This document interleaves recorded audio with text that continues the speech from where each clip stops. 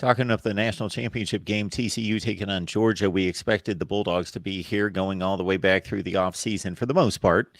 Could have been anything concerning Georgia, Ohio State, Alabama, who knows. But this is not a big surprise for one of these two teams, but for TCU coming off 5-7 with a new coaching staff and Sonny Dykes taking over the program, this is a bit of a shocker to see them land. But for as much as they get disrespected every week and it's like, oh, they're going to lose this one or lose this one or lose, they just keep navigating all the way through, and they're showing up as a 13-point dog. So again, nobody expects them to pull this off.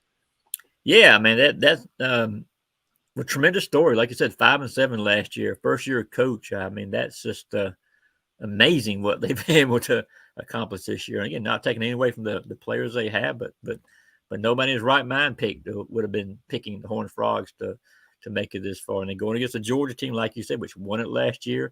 Although Georgia's had its share of doubters, too. When you lose 15 players to the NFL, there's not going to be a ton of people think you can, maybe win it again.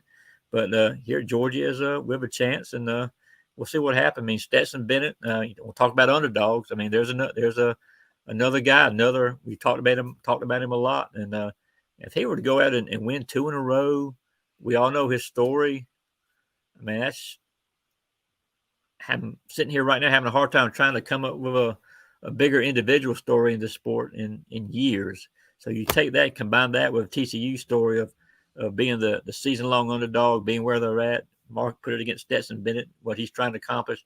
Great storylines for this game Monday night. Anthony, I can't remember a turnaround like this.